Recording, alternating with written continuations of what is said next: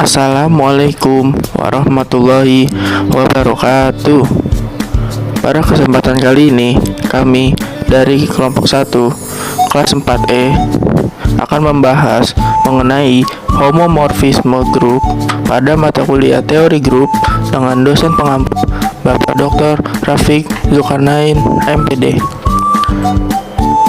Berikut anggota kelompok 1 yaitu Gesa Agung Dwi Putra dengan NPM 20106310500069. Lalu ada Widadara Dika Aulia dengan NPM 20106310501119. Kemudian ada Fedrika Matilda Sembiring dengan NPM 20106310501115. Kemudian ada Devita Aulia Salsabila dengan NPM 20106310501132. Baik, sebelum membahas mengenai homomorfisme grup, terlebih dahulu kita bahas mengenai fungsi. Pada slide terdapat definisi. Diketahui fungsi f memetakan A ke B. Fungsi f ini dikatakan fungsi injektif jika dan hanya jika untuk setiap x, y elemen A, maka fx sama dengan fy haruslah x sama dengan y. Sebagai contoh, diketahui fungsi f sama dengan x pangkat 3 adalah fungsi injektif karena untuk setiap fx sama dengan fy maka x sama dengan y. Dan untuk pembuktiannya kita andaikan terlebih dahulu bahwa fx itu sama dengan fy. Kemudian kita substitusikan apa yang terdapat dalam soal, yaitu fungsi f sama dengan x pangkat 3. Jadi fx-nya itu x pangkat 3, fy-nya itu y pangkat 3. Didapat x pangkat 3 sama dengan y pangkat 3. Kemudian y pangkat 3 kita pindah ruaskan ke sebelah kiri. Jadi x pangkat 3 min y pangkat 3 sama dengan 0. Dan untuk x pangkat 3 min y pangkat 3 kita faktorkan, didapat x min y dan x pangkat 2 plus xy plus y kuadrat sama dengan 0. Setelah itu kita bagi kedua ruas tersebut dengan x kuadrat plus xy plus y kuadrat, didapatkan x min y sama dengan 0.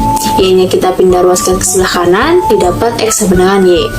Jadi fungsi f sama dengan x pangkat 3 ini terbukti injektif karena untuk setiap fx sama dengan fy maka x sama dengan y.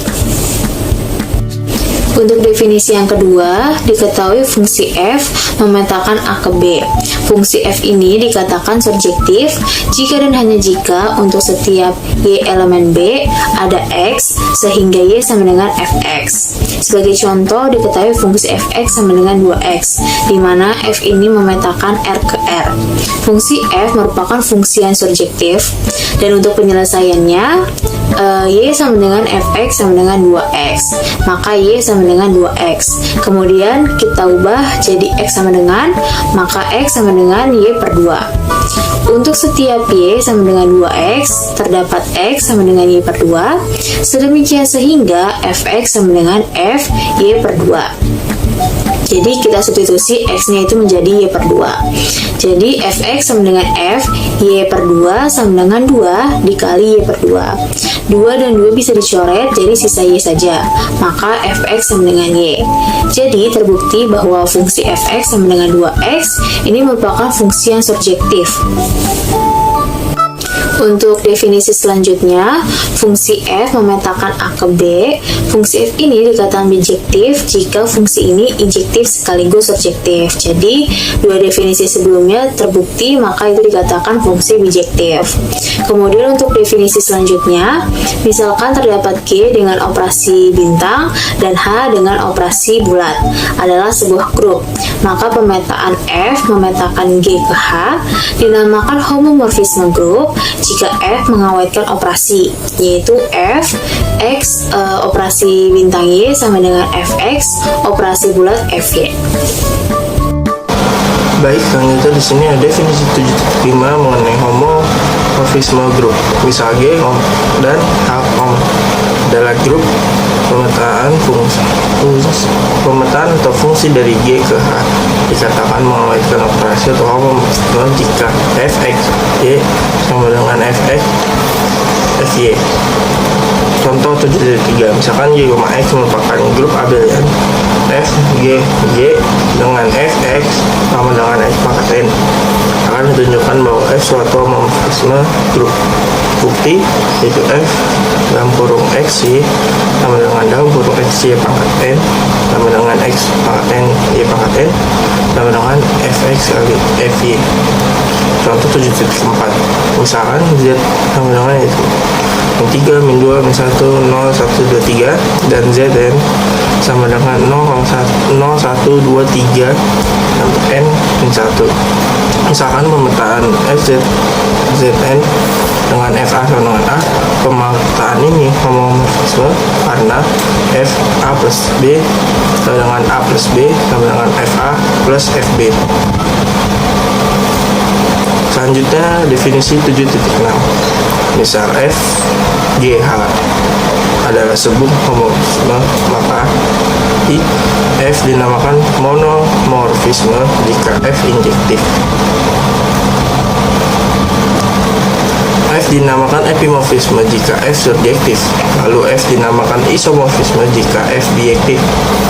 F dinamakan endomorfisme jika G sama dengan H. Lalu F dikatakan automorfisme jika G sama dengan H dan F bijektif. Contoh 7.5, Fz 2Z dengan Fx sama dengan 2x merupakan isomorfisme. Fg dengan Fg sama dengan E merupakan endomorfisme. Fg dengan Fg sama dengan G merupakan automorfisme. Selanjutnya sifat. Jika Fg H homomorfisme, maka F adalah subgrup normal dari G. Bukti, misal ambil sembar A, G, dan B F, maka F A BA pangkat min 1 sama dengan FA FB, lalu FA pangkat min 1 sama dengan FA F A pangkat min 1 sama dengan E.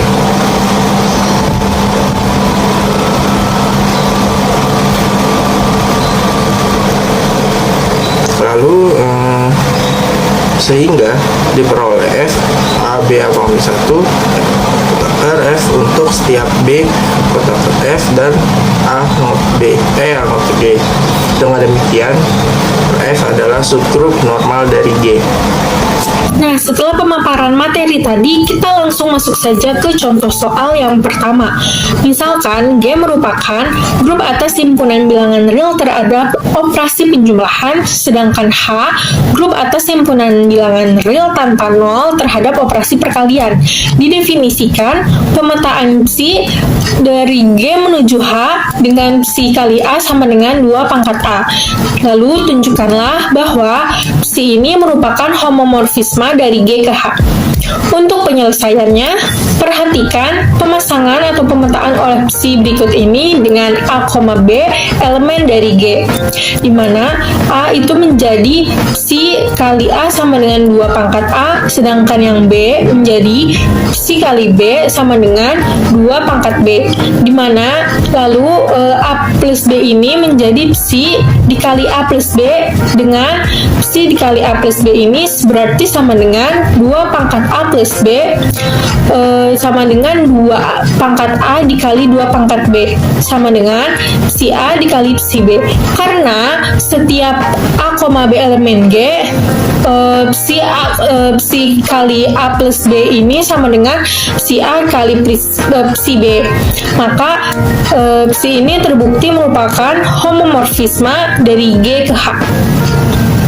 Contoh kedua homomorfisme yaitu diberikan G, grup bilangan real tanpa nol terhadap operasi perkalian dan himpunan H sama dengan min 1,1 juga merupakan grup terhadap operasi perkalian. Pemetaan psi G ke G aksen didefinisikan oleh psi X sama dengan 1 X lebih dari 0 dan min 1 X kurang dari 0. Buktikan bahwa psi homomorfisme. Nah, untuk menjawabnya, kita ambil sebarang X, Y, anggota himpunan G. Kita akan membagi ini dalam 4 kasus yang berbeda. Nah, untuk kasus yang pertama, X, Y lebih dari 0. Karena X lebih dari 0 dan Y lebih dari 0, maka X dikali Y lebih dari 0. Sehingga si X sama dengan 1, si Y sama dengan 1, dan si X kali Y juga sama dengan 1. Jadi, si X kali Y itu sama dengan si X dikali si Y. Nah, untuk kasus yang kedua, di sini X lebih dari 0 dan Y kurang dari 0. Karena X lebih dari 0 dan Y kurang dari 0, maka X dikali Y kurang dari 0. Sehingga si X sama dengan 1, si Y sama dengan min 1, dan si X kali Y sama dengan min 1. Jadi, si X kali Y itu sama dengan si X dikali si Y. Selanjutnya untuk kasus yang ketiga, X kurang dari 0 dan Y lebih dari 0. Karena X kurang dari 0 dan Y lebih dari 0, maka X kali Y kurang dari 0. Sehingga si X sama dengan min 1, si Y sama dengan 1, si X kali Y sama dengan min 1. Jadi, si X kali Y sama dengan si X dikali si Y. Untuk kasus yang terakhir, yaitu kasus keempat, X kurang dari 0 dan Y kurang dari 0. Karena X kurang dari 0 dan Y kurang dari 0, maka X dikali Y lebih dari 0. Sehingga si X sama dengan min 1, si Y sama dengan min 1, dan si X kali Y sama dengan 1. Jadi, si X kali Y sama dengan si X dikali si Y.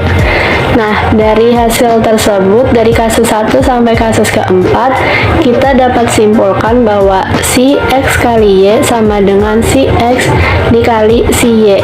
X, Y anggota himpunan G. Sekian yang dapat kelompok kami sampaikan. Kurang lebihnya mohon maaf. Wassalamualaikum warahmatullahi